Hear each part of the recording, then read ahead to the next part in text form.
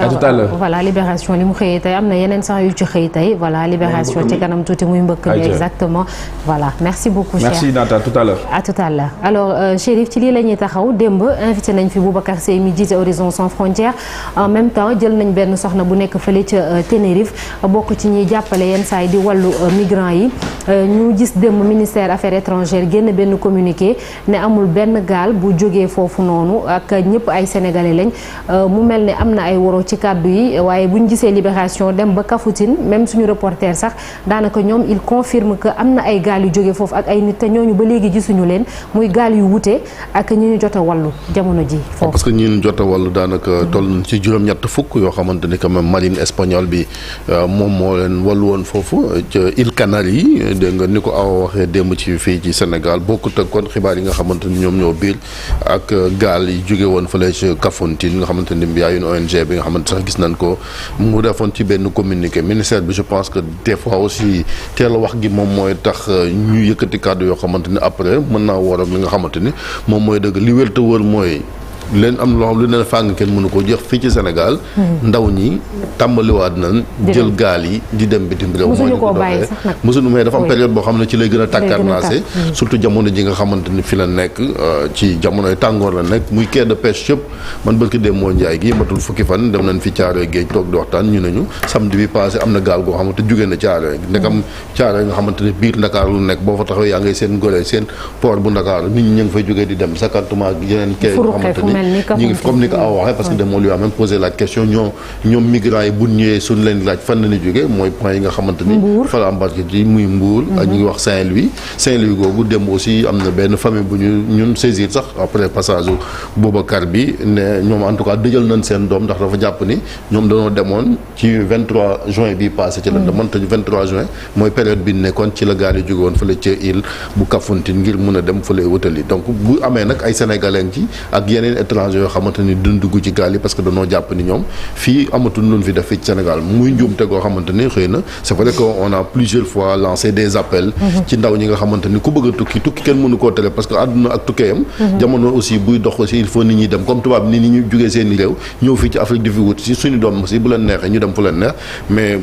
ku sañoon it ñu jaar ci yoon maanaam mu nekk une immigration régulière boo xamante ni boo soxlaa visa encore une fois da ngay dem ci ambassade yi mais fii ci loolu gis nañ jafe-jafe yi nga xamante ni ambassade yi ñu ngi koy teg doomu Sénégal ak doomu Afrique ngir mun bëggee tukki déjà raquette la ni def parce que booy demander visa sax wala ay dossiers yi li la laaj ci xaalis boo ko demee même bu ñu lay refuser le visa duñ la ko motivé te duñ la ko delloo muy loo xamante ni encore une fois état yi ak Union africaine war na ci gën a góorgóorlu boo ci boolee nag li nga xamante ni moom la ñuy dund comme ni ñu ko waxee ci dëkk yi nga xamante ni dañ fay jaaree rek ci Maghreb la ëppee muy Maroc parce qu'on a parlé de Dakhla bi nga xamante ni consulat bi nee nañ ma ngay jéem a organiser retour ñenn ñi mais demee Tunisie c'est la même chose nga dem fële nga xamante ni mooy Libye ak njaam sax la leen di jàppee di jël seen xaalis maanaam def leen sax ay esclaves yoo xamante ni il faut que Frontex bi nga xamante ni ne woon dañ ko fay teg ngir mu xeex ko ñu xool naka lañ mën a def aussi ba évaluer liggéey bi ñu def parce que terewut malgré mise en place ba koppar yi nga xamante ni surtout gouvernement bu Espagne joxoon na ko bu Sénégal depuis 2005 ak loi yi nga xamante def nañ ko fi tam ngir taral ñi nga xamante surtout ñooy passeurs yi parce que dañoo jàpp ni ñoom it lu jëncaa ñoom ñooy njaag terewut ba léegi quand même ñi ñaa ngi organiser voyage yi nga xamante ni quand même jeunes Sénégal yi ñoom ñoo ciy ñàkk seen bakkan parce que ci géej gi la ñuy des seen i njaboot dañuy toog duñ am benn nouvelle te loolu quand même c'est pas bon pour c'est le lieu nag encore une fois gouvernement bu Sénégal di dem li ngay démentir ak extra nga fexe aussi problématique bi nan nga koy jëlee à bras le corps les politiques migratoires ñu tegaat ko ci table ji waxtaanee ko su ko defee quand même ñu xool nees ko mën a organiser parce que quand même musiba la nga yor yow moo xamante ni ay ndaw ñoo ci ëpp te ndaw ñooñu tamit jàpp ni ñenn ñi amatul espoir fii ci Sénégal malgré politique publique yi nga xamante ni on les a mis en place ba tax na quand même ñuy jël risque di jël ay gaal di ñàkk seen bakkan ci géej El Hadji Malick et puis di lëkkaloo ak ONG yi parce que am na foo xamante ni xëj na ñoom duñu mën a am ay information ndax ni ñu ko waxee ñoom bu ñu eggee foofu dañuy dem sax di nëbbatu naan duñu ay sénégalais et tout et puis ndaw ñi booy xool niveau de désespoir bi sax yow daf lay jaaxal maanaam tey jii ku ci amoon ñetti mbokk yu ci gaañu danga naan sax yow boo amoon xaalis yow da ngay dem jël gaal maanaam dañoo dem ba daal ragalatuñu. waaw xam nga moo boobu nga wax sax moom mooy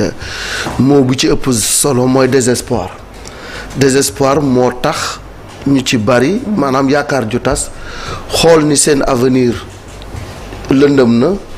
amuñum xëy ñi ngi juddoo wala ñu nekk ci famille yu nga xam ne seen loxo jotul seen digg ginnaaw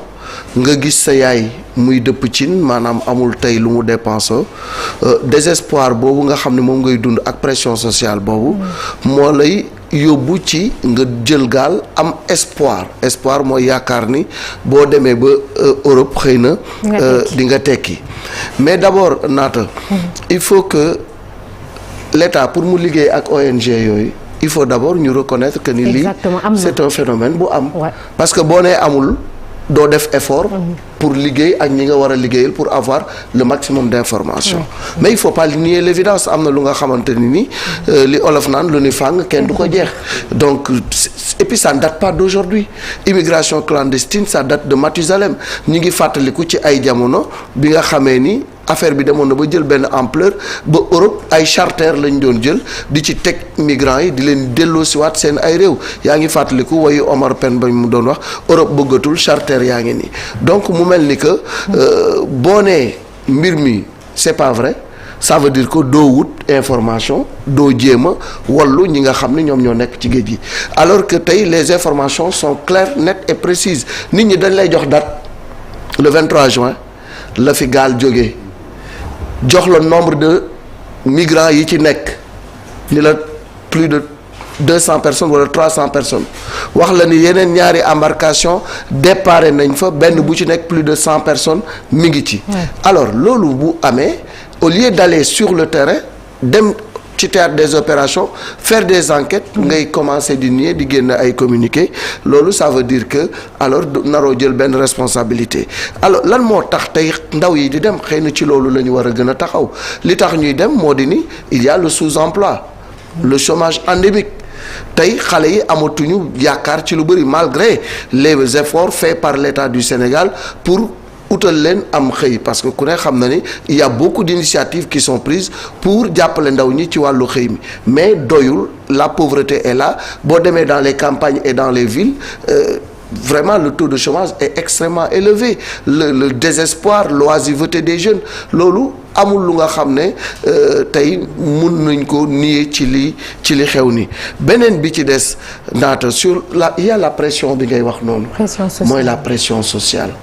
doomu shérif yàlla dimbali na ko dem na tekki na naata ni gis nga waaw doomu shérif dem na tekki lu tax demoo nga toog fii rek ni yàcc ni yàccaaral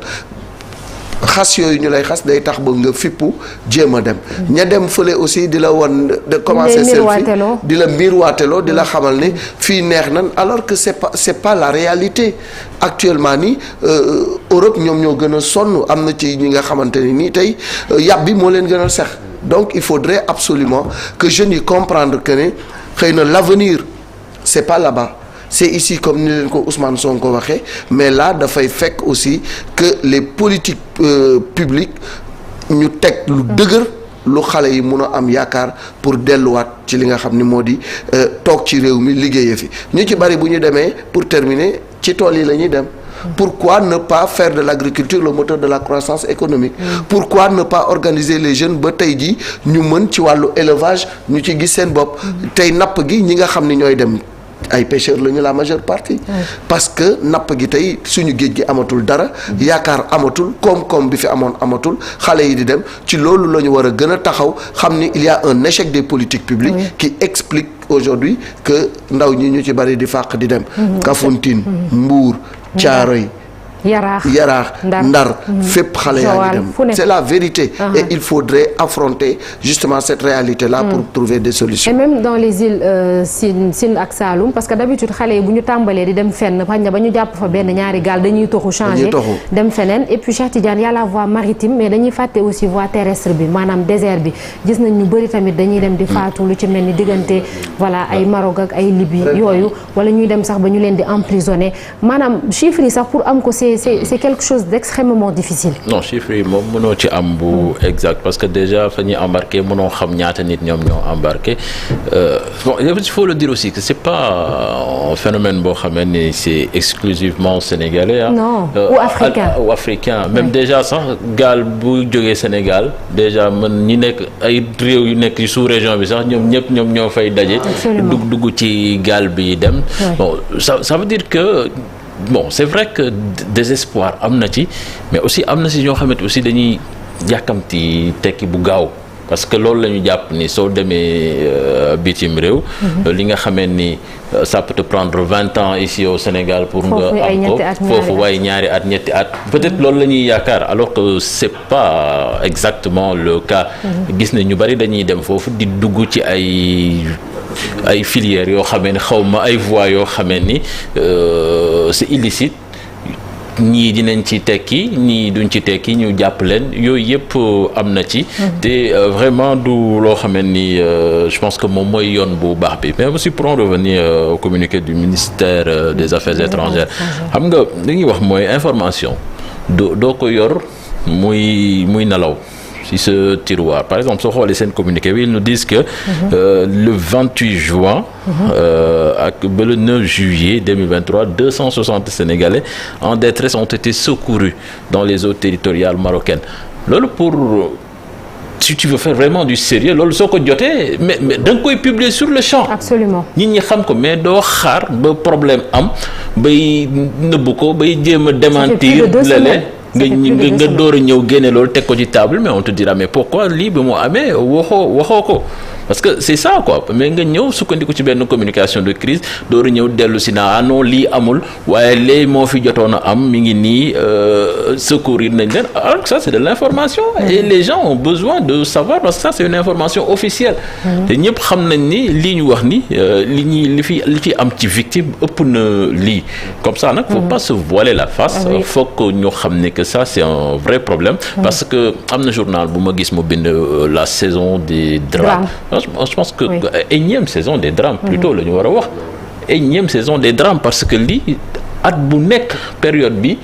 nii lay demee et nii lay demee ba sedd bi dugaat nga xam ne ni yoon bi compliqué waat affaire yi xaw a calme te su calmé tamit ni nga ko waxee beneen yoon bi la ñuy jël yoonu suuf bi yoonu désert bi suñu demee ñu jël leen dugal leen ci ay réew yoo xamee ni dem ñu leen di transformer en esclave ñeneen ñi dem bay dugg ci ay secte djihadiste yu kenn xamul et je pense que wax dëgg fa yàlla notre jeunesse se mérite plus que ça mais encore une fois c'est pas que de la faute des politiques rek comme Malick ni mu ko doon waxee c'est un ensemble ku nekk am na ci part de responsabilité et puis part de responsabilité dans ça qu'il faut pas nier aussi. Oui, on a entendu benn soxna moom nee na xaj na duñ ko mën a justifier mais dañ koy comprendre ñoom duñu mës a dem di boole seen doom yi Ibou te gis nañ ni tamit premier trimestre bu 2023 bi daanaka moo ëpp li mu faat ci ay nit depuis 2014 booy xool ci statistiques yi. waaw muy loo xamante ne soxna naata dafa metti lool mais li ñu war a jàpp mooy c'est un phénomène mondial j'allais dire parce que boo xoolee démb ñu ngi ko doon wax ci journal international bi boo jëlee réew mu mel ni Libye jàpp na lu toll ci fanweeri passeur ak juróom-ñaar tëj leen seen giiru dund donc c'est juste pour décourager ñi nga xam ne ñooy dugal seen loxo ngir jàllale migrants yooyu que ce soit sur les côtes européennes donc bu ñu jëlee exemple Kafountine li fa xew metti na pendant des années maintenant et boo xoolee boo defee tuuti géographie environnement Kafountine nga xamante ne pratiquement am na lépp pour nga mën fa toog daan sa doole am loo suturloo parce que napp gi gis nga ko au-delà de napp gi mbay mi dox na fa muy dugub templement ceeb tourisme yi également chaque année saison bi bu ubbee da ngay gis ñi nga xam ne dañ fay ñëw te bu ñu nee tourisme aussi artisanat da ciy bokk muy loo xamante ne bu ci kilifa yi sukkandikoon tey rek mën nañ def diagnostic problème bi ak ampleur bi mu am donc Cheikh Tidiane wax na ko léegi le moment c'est pas de dire que c'est vrai ou c'est pas vrai parce que chaque jour ñu ngi xool lii xaw sur la scène internationale di gis image yi donc soxna si Awa Ndiaye wax na ko démb donc li ñu war a def tey mooy adopter une démarche participative bañ a xeeb kenn ku mel ni Boubacar Seye ñooñu ñu déglu leen parce que quoi que l'on puisse dire même fekkente ne li ñuy wax arrangé wu leen forcément ñoom dañu am benn expertise boo xamante ne waruñ ko négliger am na yeneen ONG ak yeneen kuréel yoo xam ne ñu ngi ci yëngu nañu toog waxtaan. Pourquoi pas aller vers des assises de comme l'a suggéré Boubacar Seye. Voilà donc bu ko defee fii ak kii at yu néew ñu am ci solution bu ko defee tamit ñu gën a jege xale yi. parce que au-delà de la crise économique aussi c'est plus profond que ça. Absolument, merci beaucoup Ibou. ñoom cérémonie validation politique stratégie nationale de lutte contre l'immigration irrégulière boo xamante ni les acteurs yi ci nekk yëpp premier ministre moo ko war a présider. ñu ngi ciy xaar xëy na ay dogal yoo xamante ni bu ci tukkee ak jëf ga. application c'est ça, voilà mooy mu bañ a nekk bind rek dugal ci tiroir yi aussi ay ndaje kese en tout cas problème moom kenn du ne booy bu leen dem. loolu kenn waru ko wax parce que tukki moom mënut a ñàkk ci àdduna waa nay jaar yoon. merci beaucoup Chérif léegi dañuy jàll ci beneen ponk muy un jour au Sénégal un jour dans le monde.